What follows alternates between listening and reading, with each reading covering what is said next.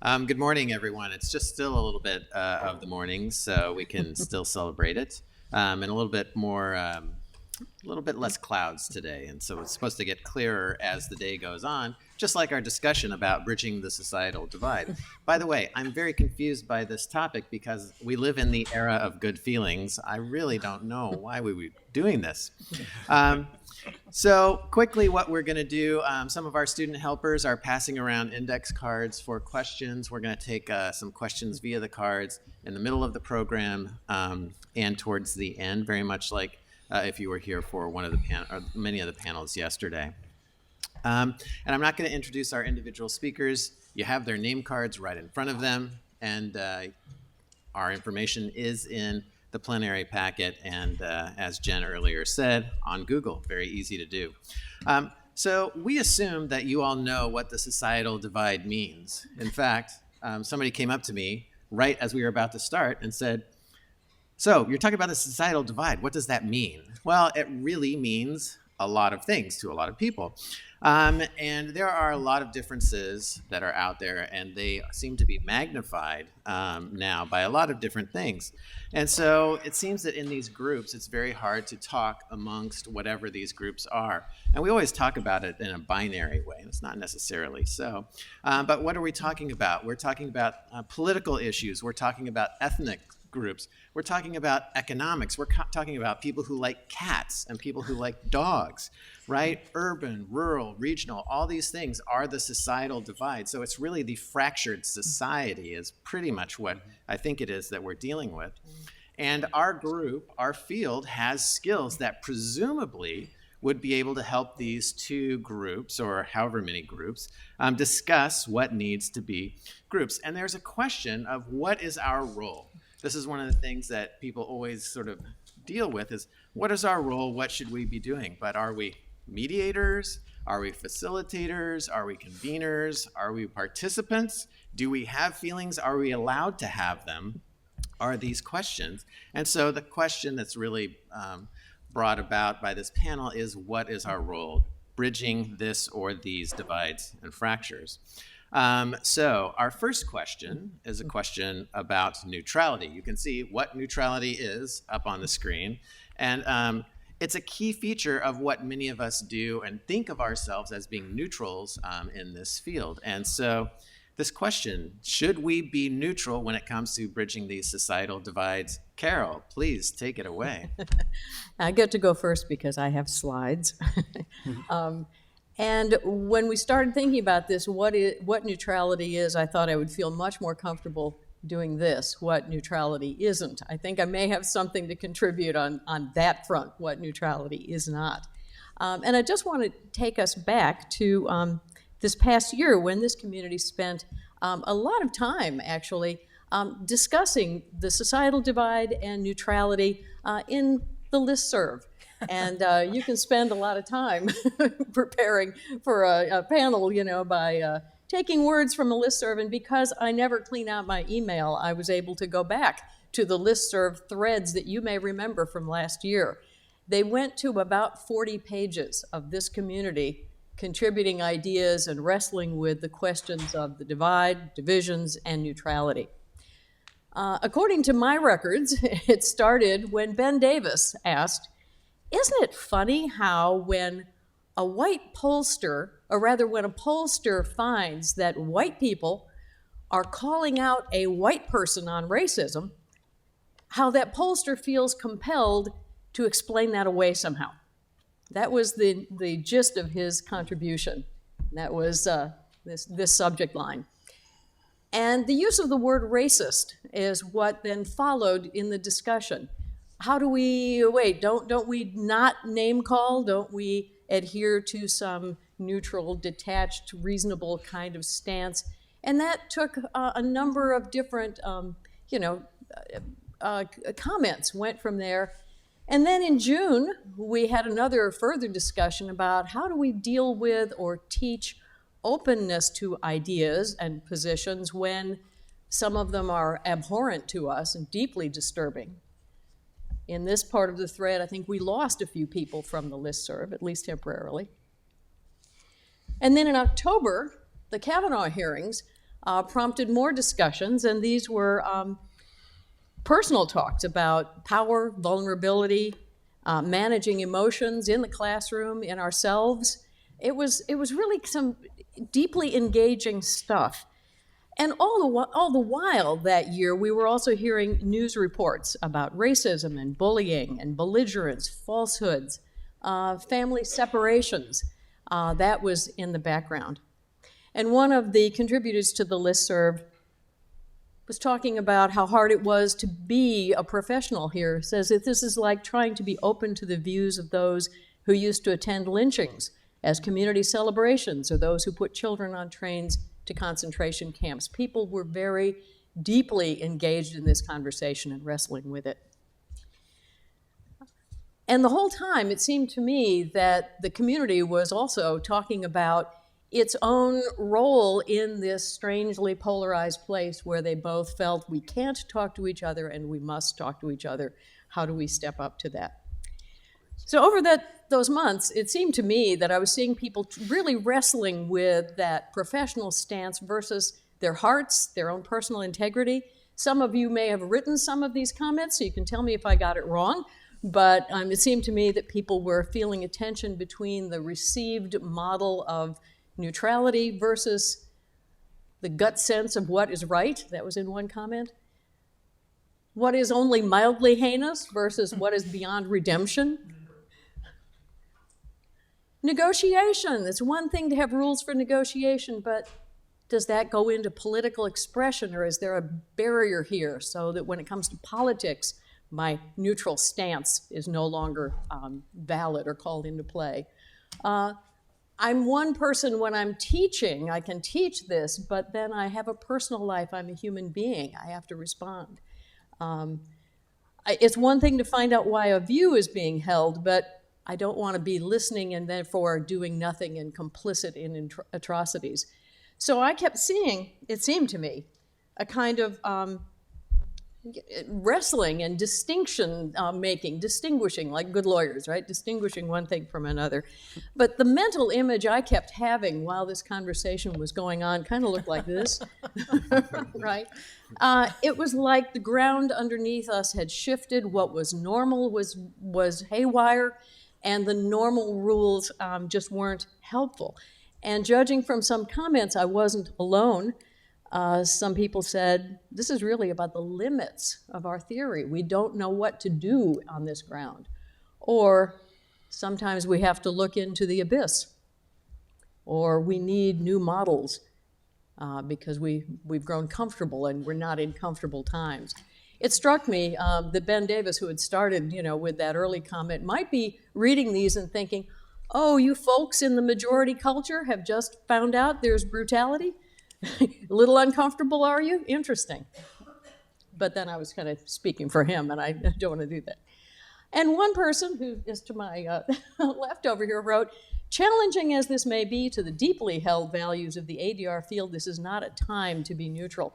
No. I think that was me. That would be you. And when I saw that, I thought, well, that implies that a deeply held value of the ADR field is neutrality. And what I want to say is, it's not, okay? And I want to borrow from the journalists. I come from that community, as does Richard, and there are also people who are thrust into conflict and try to maintain a neutral stance as they deal with conflict.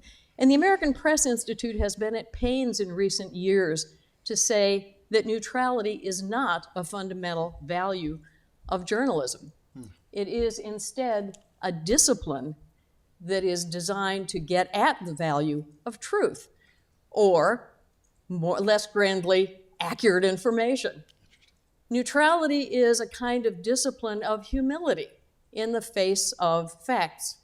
And so the reporter who is really neutral is supposed to verify facts and then go where they lead, not just put two opposing talking heads on the newscast, right? Verify facts and go where they lead. So I think we might do a similar thing in conflict resolution. How am I doing? 30 seconds. All right. I think this is the right alignment of neutrality and deeper values. And I think in conflict resolution, we might also say, all right, what are the deeper values that neutrality serves? And there are a number of things that people have said, which I will scroll through. We could take a look at the way Justice Scalia has categorized different kinds of neutrality and say, what does each one of those serve in terms of deeper value? We might go back instead to our own listserv, in which people also invoked a number of deeper values, some of them having to do with individual dignity, some of them relationships, some of it community. I guess what I'm asking is, do we know and can we articulate what neutrality serves?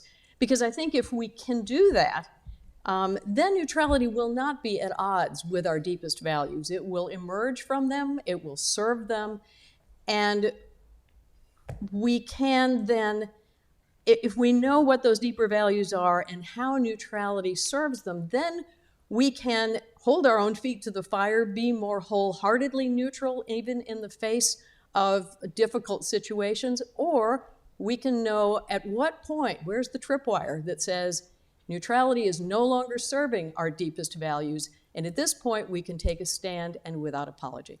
Oh, excellent comments. Very interesting and provocative. Grand, you've lived this life, bridging the societal divide. Tell us more about your thoughts, or tell us your original thoughts about neutrality. Well, I want to answer Art's very artful question. Thank you. Of what is neutrality. I've been meaning to say that For years. For years now. And on Carol's point, and how I'd start is I think there's a question behind the question as well of what is neutrality. And the question to me is, do we then believe in neutrality? Do we believe in its value? And I really do like Carol's point of this being a discipline as a place to get somewhere. And I'll pick up on that in a certain way. Like many of you in this room, I mean, I have certainly felt deeply challenged by the political leadership, in this country, and being neutral, doesn't feel like the right answer, right? It doesn't feel like that's the choice. And when you think about dispute resolution language, there's even language that's problematic, right? We think of the word being a collaborator. In the 1940s, that would not have been a good thing to be. Being neutral, like Switzerland, doesn't sound so good either. We certainly saw all the listserv action. The New York dispute resolution listserv had even more energy. I'm not sure you saw some of you may have been on that one as well. And I want to take one quick step because I think it's helpful to understand how did I get dispute resolution, because I think it's telling. In my January term, my third year law school, I didn't want to take another course. I was sort of burnt out in law school. And there was this opportunity to make money by being a teaching fellow. We had a January negotiation workshop. So I was a teaching fellow along with Andrea Schneider. We were teaching fellows for the negotiation class. And in that class, we had folks from the African National Congress, right as they were preparing to negotiate the constitutional negotiations to end apartheid. So that was really inspiring. And Roger Fisher always thought that was the work he was most proud of in his lifetime. And so for me, I saw dispute resolution as a pathway. We didn't call it social justice. We might have just called it justice and equality then. But to me, that attracted me to the field. And that's what I've tried to do in much of my career.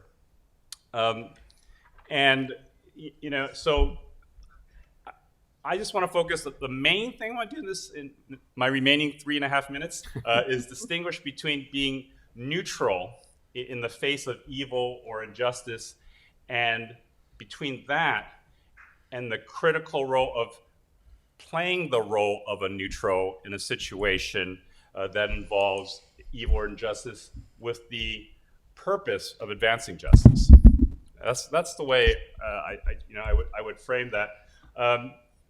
And certainly, there was a lot within the dispute resolution circles.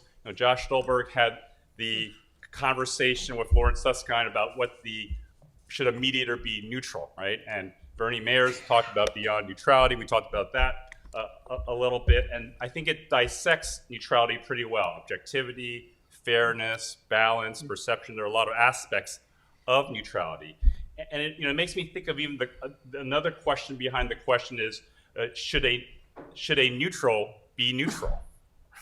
Right? That's another way of, I think, reframing it. Here's what I would say. To double down right now, I think it takes some courage to play the role of a neutral mediator today. You're getting criticized from all sides. You get questions about your own politics and your own humanity at times, right? Because it's not good, even as a liberal, to not be, are you liberal enough? There's that's going on.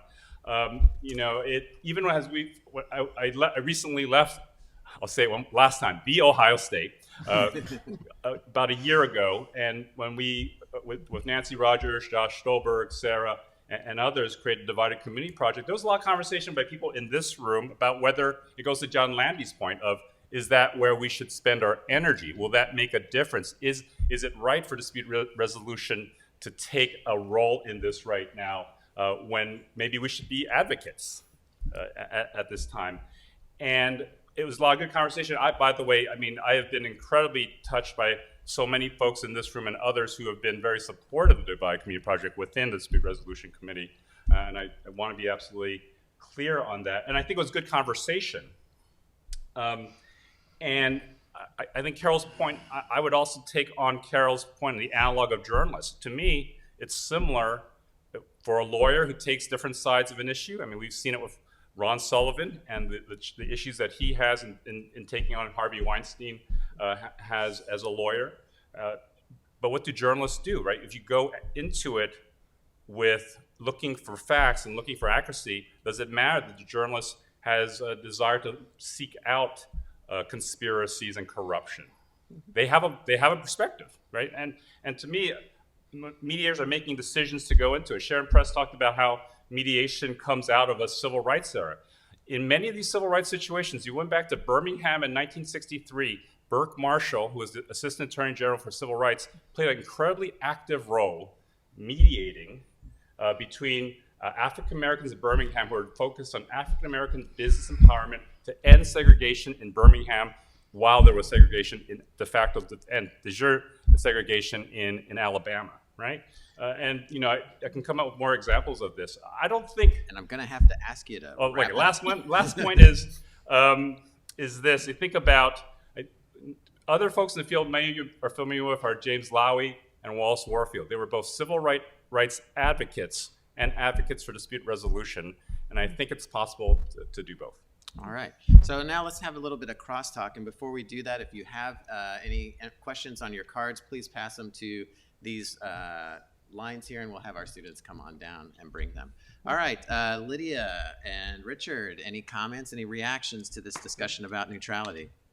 Well, I just wanted to really thank Carol, actually, for taking the time to extract some of those comments, because I, as somebody who was on that dispute resolution listserv, I was really unsatisfied that there was no end to the debate that went on there. And I think going back and using that as actually a mine to extract some important lessons for us to consider as a real value added. So thank you for doing that. You're welcome.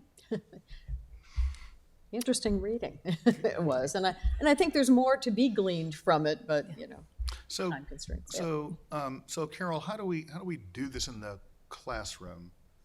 How do we do this in our training sessions? If neutrality is not a deeply held value, and I really appreciated, I thought it was a fabulous presentation.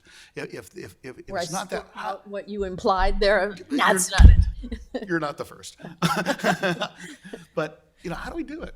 What is it that we're teaching? Are we teaching values? Are we teaching what is the expectation of our clients and the people in mediation? It seemed to me that what we've heard a lot here in the conference, especially in those opening sessions, were things about those animating values of this field, right, that I don't think are fully articulated, and we might engage that conversation, right? Those things that make us, I jotted down notes from some of these that people were saying, and of course I don't have them here. So, but it was that animating value, the thing that gives our lives congruency, some of the things that we heard in the opening sessions. I think there is a sense of what that is, and it might be a really nice exercise to more fully flesh that out. What's the ideology that's functioning here in the background that people refer to as the shared values?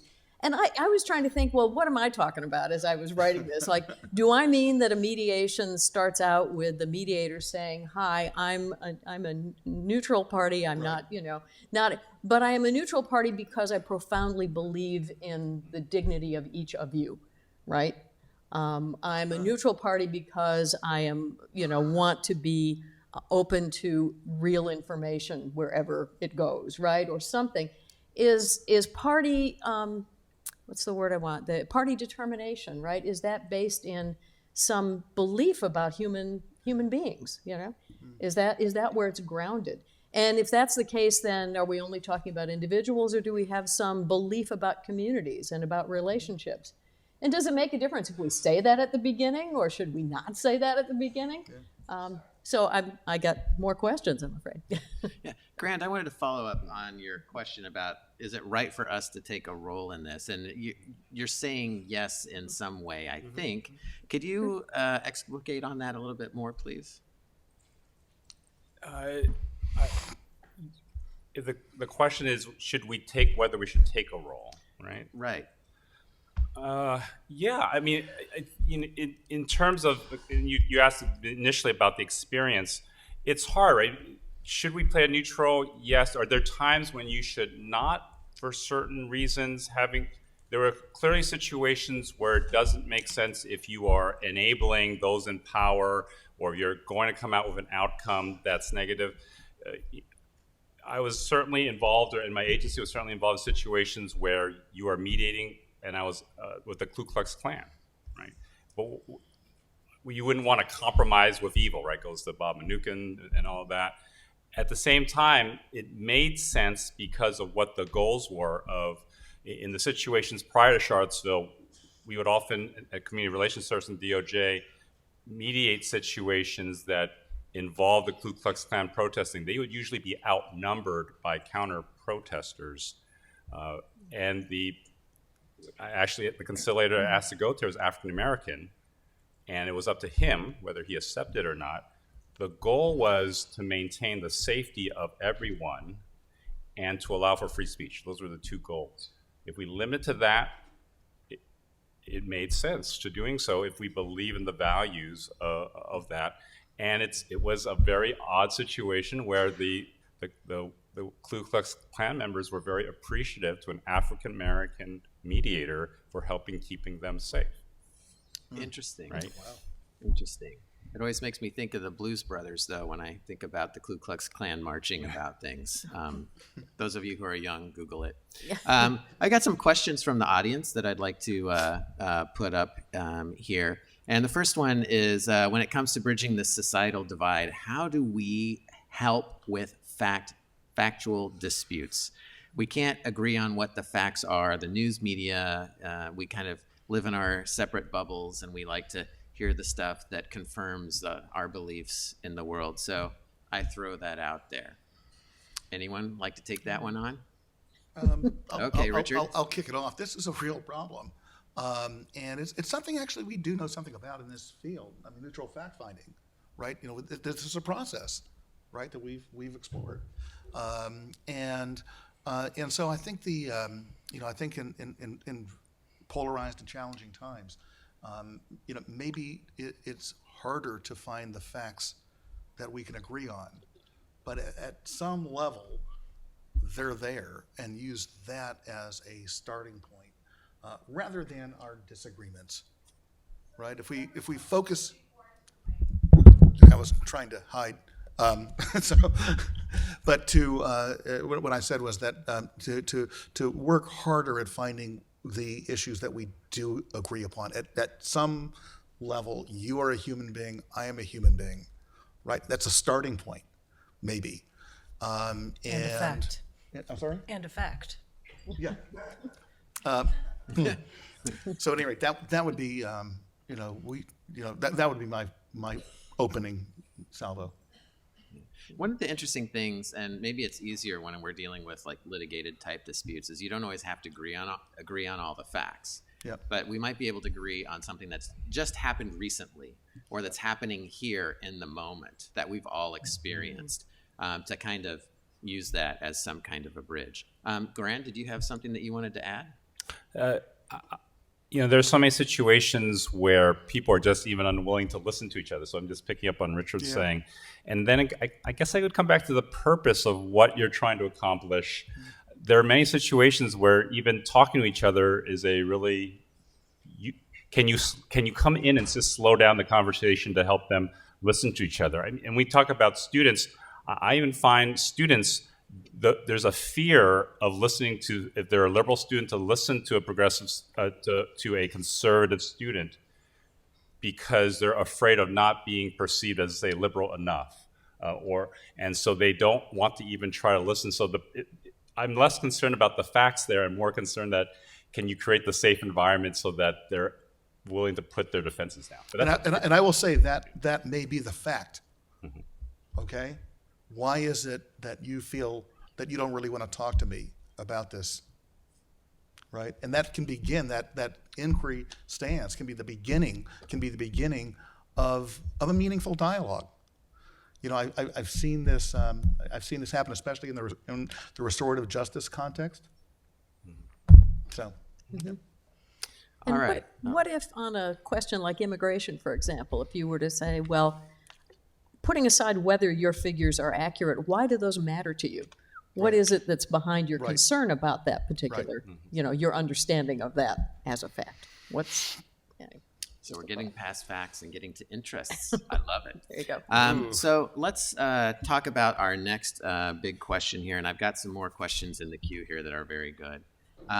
So another thing that we tend to do is encouraging dialogue is something that we think is very important. And we kind of touched on this just a moment ago.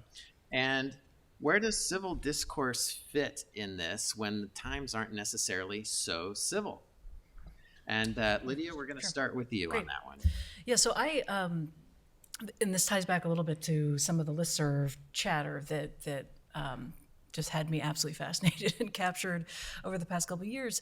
And it's this question of what is civil discourse and also civility talk. And I have a book that I recommend to all of you. The jacket cover is gone, so it says, this is Teresa Bijan, Mere Civility is the book. And it began as her dissertation before the 2016 election. She's a political theorist, and she is looking back to the 15th century, 16th century, and 17th century political theory debates that emerged in Europe out of a post-Reformation crisis, where you had a fracturing of what was perceived as before a monolithic Christian society into all of these different Christian sects. You had intense animosity, civil war, incredible overturn in regime change. You had people who just could not live side by side because they had such differing views about salvation, good living, God, their purpose on earth. And I can't imagine any more fundamental disagreements than how you might save your soul, for example. So anyway, in some ways, I was trained as a historian as an undergrad, so I often look to history. We have journalists, we have architects, we have such an interesting field of people who are real Renaissance people. And so I, in some ways, find it comforting that there is history of discord and a lot of rich political theory in thinking about how should societies structure themselves in such a way that disagreement can happen without violence, that you can have people who disagree with one another living peaceably side by side. And I won't go into all the detail, but she talks specifically about Roger Williams, about Thomas Hobbes and John Locke, each of whom had different ideas about how to live in civil society. But a couple of takeaways from the book that I would just emphasize for those of you who are interested either in reading it yourselves or who have trouble sleeping at night, because I will say it was hard for me to get through. But one of the things that she talks about is that, well, first of all, as I alluded to before, debates about how to structure a pluralistic society are not new. So to the extent that that is reassuring, I find that reassuring because it means that we're not necessarily standing on the cliff, or at least societies have stood at the edge of that cliff over and over and over again. And so perhaps there are important lessons from history to take. But the other important takeaway from her book, which I think is important for us as a field to think about, is the difference between civility talk and civil discourse. And what she talks about with civility talk is politeness, a lack of patience for rudeness. And I would push all of us, and this alludes to Art's comment from yesterday, about one of the things that our field does is it sits with conflict. It is comfortable with conflict. When two people are disagreeing, that doesn't faze us. And I would ask that all of us be more vocal and call for more disagreement, and for there to be more, we were talking this morning over breakfast, if our field is conflict resolution or dispute resolution, to not let the resolution piece eclipse the conflict or dispute piece, and to not let our focus on resolution and how good that makes us feel when things resolve become the primary target, and to be more encouraging of conflict and open disagreement. And there, I think, is really what civil discourse is, which is creating fora, creating structure, creating processes by which people can disagree, human being to human being can disagree, can live peaceably with that disagreement. It's not easy to do, and it's not easy to, especially if you've got fundamental values at stake. For example, I think it was the comment, I won't say who it was who posted it, but the one about complicity in watching what's happening in our political environment. I think that there are some extremely difficult questions that we have to talk about, and failure to discuss and failure to have discourse is a problem. And using civility talk, pushing people to be polite and to hide behind bourgeois sensibilities of what is what is genteel and civil discourse is a mistake, and that we should really be open to whatever it is people have to say. I have other thoughts, but I will stop there so we have more time. Excellent, thank you. Those were really intriguing as well. Richard, for you on civil discourse. That's a pretty good segue, because the last thing you said was we need to get beyond the civility, the politeness. I'm going to kind of bracket this discussion and say one of the worst nights of my life was when Donald Trump was elected. I abhor everything about him. I abhor everything about the Republicans who support him. I abhor the corruption. I abhor the slime. And it's a big deal for me to say that, because I grew up in journalism where neutrality is a value. And I found myself at this point when he was elected, where it was an existential crisis. Who am I? How am I going to respond to this? Because neutrality, both in, as a reporter, an editor, and as a dispute resolution person, that was highly prized value. At the same time, I knew that one of the roles that academics have played historically that has preserved our democracy has been to protect and provide cover for dissent. That's what one of the things that we have this great privilege to do. And so I was like, what do I do now? And I'm actually a rule of law guy. I came to the academy, from journalism, but I covered the U.S. Supreme Court. And so what's happening to me right now is nothing short of murder. I am observing the murder of our democracy. This troubles me. I cannot be neutral in the face of this. And so I had very strong feelings about this, as you can tell. Wait a minute. They're strong? Yeah. How strong are they, Richard? Yeah. Just give me a minute. Okay. So I've got very strong feelings about this. And at the same time, I teach at a public law school. and I have a duty of something, fairness, neutrality, I don't know what it is, to my students in terms of presentation. And I had the blessing this past semester of teaching conflict management. It's conflict theory, basically. And I'm a better person when I teach it because I realize it's been a while since I taught a real, sort of course in our field because of other course needs within my law school.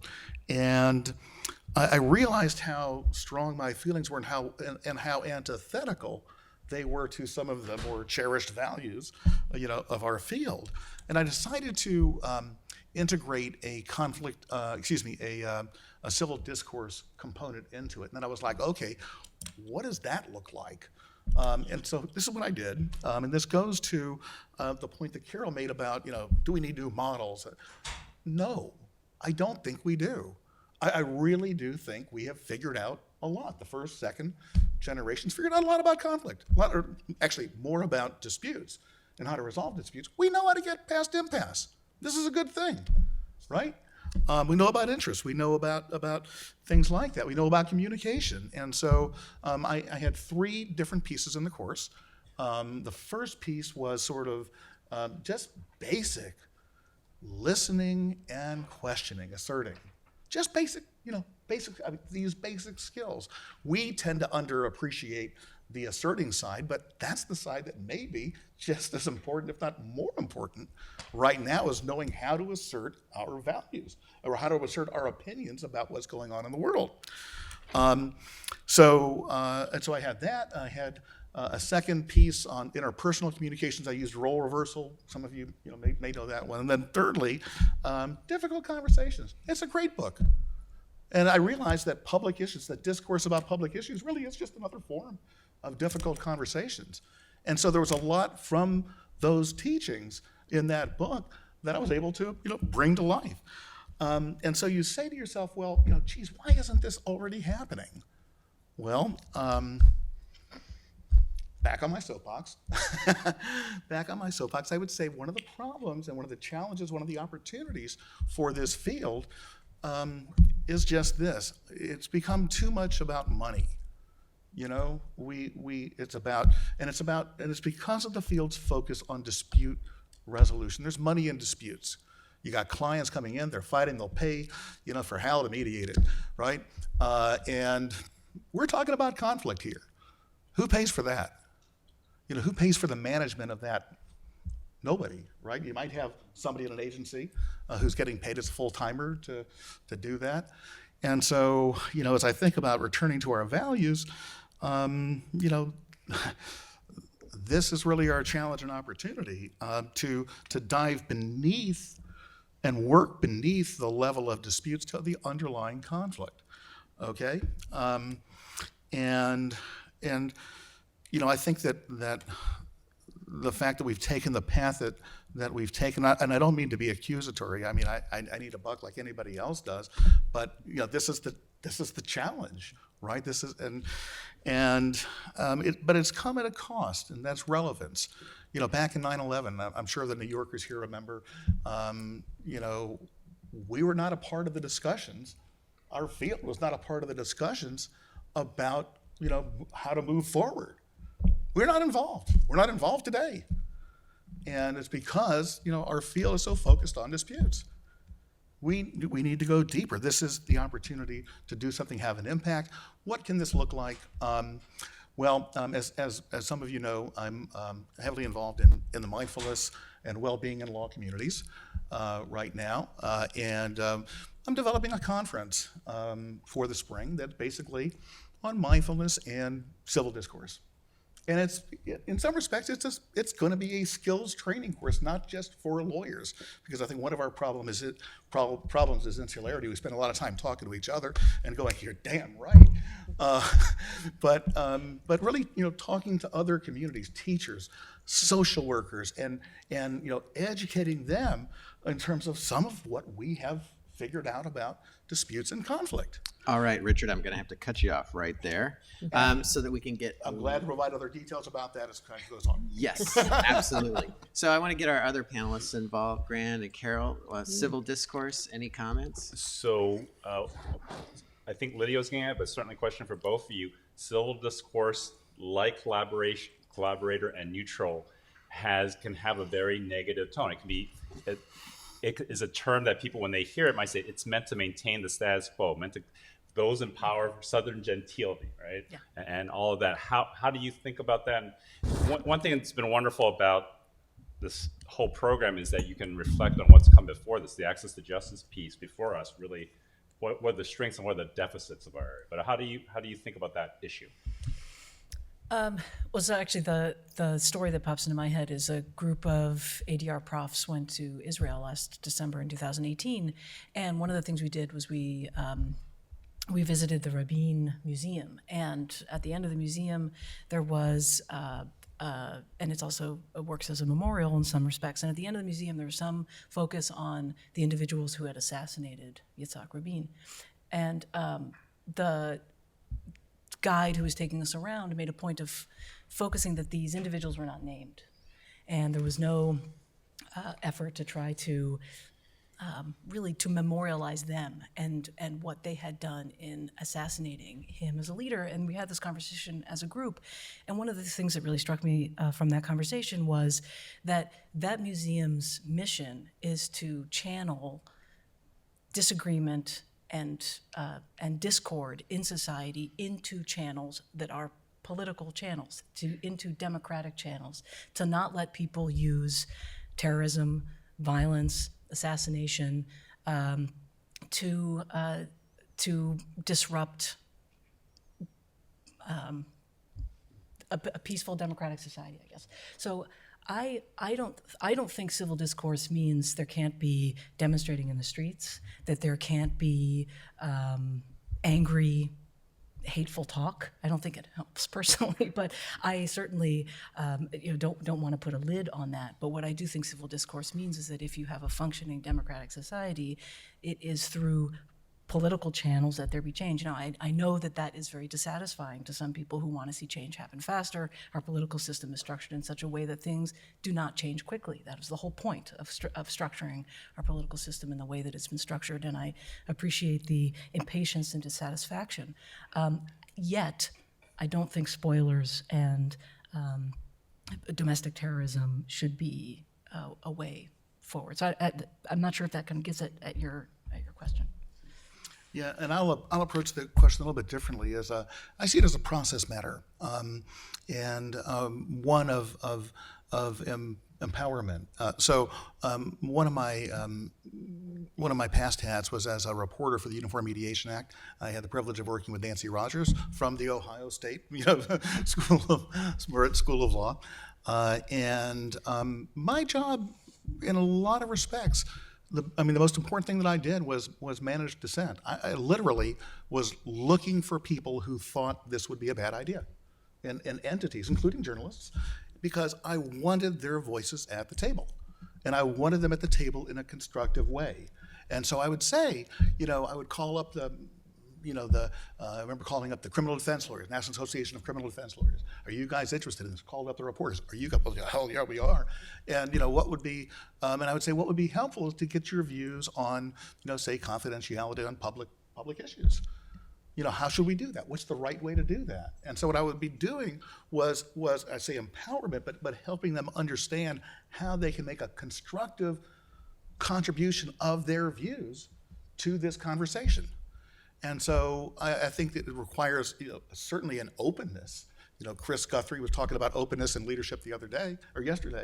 And I think it requires an openness and a genuine willingness to hear what they have to say. But that's our personal challenge. Yeah. I'm wondering if the reading that you did about difficult conversations and the prepping for this course and everything had any impact in your engaging with the current administration and your thoughts about that? How it has... I'm not getting started. How much? Wait a minute. No. We've got less than 15 minutes, Richard. I'm wondering about a change here. It's shifted me. Okay. I realized that I could, and I needed to be both. I needed to be both, and that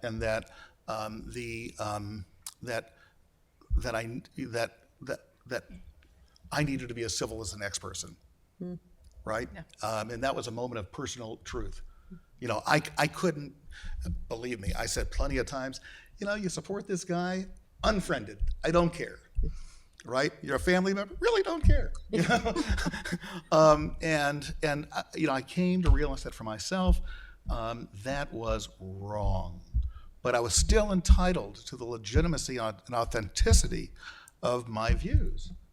And so as a teacher, as a I will say a public actor, a public servant, that's where I have to be balanced and open and civil in my discourse. I'm still entitled to my opinions, but I will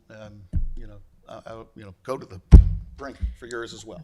And I was just going to say quickly, that's the lesson of difficult conversations, separate the people from the problem. Yeah. Anyway, Grant, One thing I've been thinking about a lot lately is we have this everyone has a first reaction, right? It's never going to be, it's often very ugly. And we see it, and I think the benefit of the mediator is recognizing that every person is entitled to that first reaction, and they're going to say it. How I respond to it as a leader of an institution, or how do I respond to it as a mediator, or how do I respond to it as the other party in the room is what will advance it or what will not advance it. And I would add to that with a duty to be constructive about it and purposive about it. So we have some more questions from the audience, and some good ones here. There are several that are dealing with questions of bias, and so I'm just going to kind of push them all together into a small bundle of questions. The first one is, how do we handle our own bias? The next is, isn't this a psychological characteristic? How do we get past it? The other one is that everybody has this. I mean, how do you fix this, quote, problem of bias? And is this really a question of impartiality versus neutrality? So 4 questions, take your pick. Can I just jump in really quickly with one thought, which is for those of you that are interested in this in psychology, the Hidden Brain podcast that Shankar Vedantam does. He has had a couple of podcasts on political divide, political division, and one of the researchers who he's interviewed is this guy named John Hibbing, Hibbing, and is this researcher who has done a lot of work on the actual biological and psychological differences between liberals and conservatives. And again, I found this reassuring. It may not be reassuring, but one of the outcomes of this research is that people who identify as liberal or who identify as conservative actually perceive threats and react to threats differently. There is an innate biological difference there. It's not the only determining factor as to whether someone might be liberal or conservative, but it is a component. And I actually found that reassuring in the sense that it took some of the pressure off of me of having to persuade other people to see my point of view. And it also allowed me to just sit more easily with the idea there are other people out there, other factions, other people, other tribes in our community that just simply react to stimuli in our lives differently than I do. And that I found, I don't know if that's unbiasing or how that fits in, but I leave that out there. Yeah. And since bias is something we all carry around, I think the implicit bias work, has pretty much convinced us all. I think that's a way that, mental shortcuts are at work in any of us. Maybe that just goes into the way we design systems then. If you can't overcome that, then you design systems so that they argue or they put up barriers to that kind of bias. People may be familiar with the orchestra problem, that women were underrepresented in orchestras, and so they changed the audition for the orchestra to put the musician behind a curtain and to put a carpet on the floor so that nobody could hear, or maybe they walked barefoot. Whatever, they had to cancel out the noise of high heels going across. So people who were listening to the musician audition to the for the orchestra only heard the cello, right? Only heard the violin, and many more women were then included in orchestras because try as they might, the judges just couldn't quite get past, that bias. So in systems design, I mean, maybe there are things we can do that act against what we know to be, a problem. Quick points. I do think it's important to face your own biases, and I do think it's possible to be very biased in a situation and still act as a good mediator, just like you can act as a good lawyer even when you think your client is guilty. I see an analog there. Secondly, the perception of neutrality is so important. When the Sanford Zimmerman trial came to closing arguments, there was a huge dump by Rush Limbaugh and Hannity that my agency was being biased, that our mediators were creating the disputes in Sanford. So there's no way, from a political standpoint, I could ever say, oh, we're not neutral. Or, you just couldn't. There's no way, even though, here's what I would say, right, it's the complexity of it. Many of our mediators came from civil rights backgrounds. Law enforcement knew they were from that background, but law enforcement knew that they needed the trust of community members, and these community members trusted these mediators. And that gets back to the question of who did the people from the hurricane in Houston go to? Right. The people they trusted, right? The people that they had worked with in the past.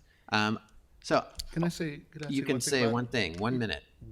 One thing about this bias issue, I think it adds to our credibility to acknowledge our biases and to be upfront, if not fully expurgated, but also to be just as transparent about our commitment to a fair process. I learned this as a reporter covering controversial issues. I had my views, like anybody else, but I could be fair. And that's a good. That was a deep commitment. That's a really good segue. I want to get back to this one point that you did that nobody has addressed. This difference between neutrality and impartiality, right? Because some will say that you can never be neutral, but you can be partial. Well, of course you can be partial. Richard is partial against something. We could be. I can't remember what it was. But the idea being that we're giving everybody the same playing field. And Grand, I'm hearing you say that. And so I'm wondering if we could dissect this difference between neutrality and impartiality. Lydia, do you want to? Sure, I can share two thoughts. One is Ken Cloak and others talk about multi-partiality as opposed to impartiality or neutrality, because the idea is that there's that sense of inertness is actually not a good way to think about a third-party intervener's role. The other thing I was going to mention, too, is a shout-out to Ellen Waldman's piece. She got props for this yesterday, too, but I have all of my students read her article where she talks about norm educating, norm generating, and norm advocating, and we talk about how the fact that mediators are not neutral. They are norm advocating all the time. When we advocate for self-determination, when we advocate for people to speak for themselves, when we advocate for people to, I actually am not a fan of ground rules, but some people will advocate for some sort of ground rules of respectful discourse within the context of a mediation. Those are all things for which we advocate. They are all, and it is an impartial stance on our part, and I think being open about that is an important thing for us to do, and that we don't let neutrality or impartiality, I think it is often perceived as impotence, and I fight back against that. And I'll take the rap for having blurred those two terms, I think, in the way I was addressing it. So thank you.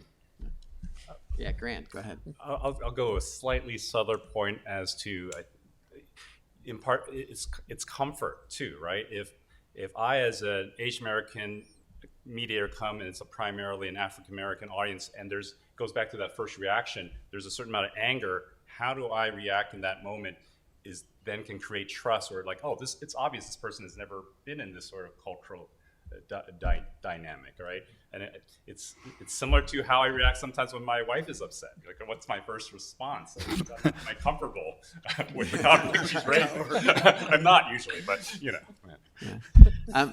So there's a really good question here that I've saved to the end on purpose, and I think that it gets to some of what this whole conversation is about. And it says, how can major structural changes occur without the equivalent of some kind of a civil war? Ba-boom. Yeah, Richard. We're in the middle of one. The real question is what it looks like in 2019. Okay? One way it looks like is some states will have very strict restrictions on a woman's right to terminate a pregnancy. Other states won't. People will leave the state, and go to a state of their preference. This is what it looks like. Families will stop speaking to each other because of. And to get some context at this, I would just encourage you to look at Ken Burns' Civil War sometime. This is what it looks like. It's not going to be fought with guns and ammunition. It's going to be fought in more contemporary ways. You're in it right now. You may not know it, but you're in it. So were the frogs and the temperature is going up on the pot? Are you refriending any of those family members, Richard? Because I actually think that what may save us is maintaining those human relationships we have with people who drive us crazy on Facebook. Yeah, my family members are doing great with my old high school friends from Atlanta, Georgia. I'm not doing so well with, and I'm good with that. Any other? I will invite them to speak their piece. Yeah. Lydia, do you? I had a thought and then it just evaporated briefly as I was thinking about my family. God. This is... I guess what I would say is that, and this is my idea. That actually comes from that same Hidden Brain podcast that I mentioned before.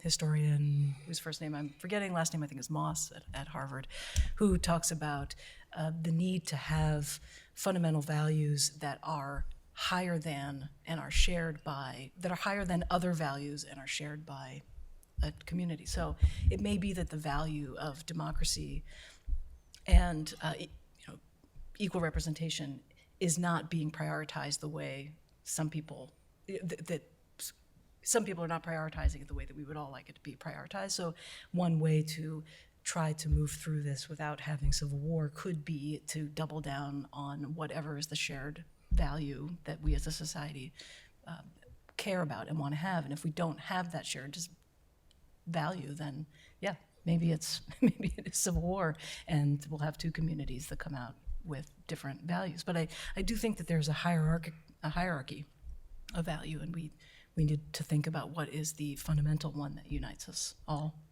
Right. Grand, you get the final comment. I wasn't going to share this, but my mom voted for Trump, right? So, and I did not.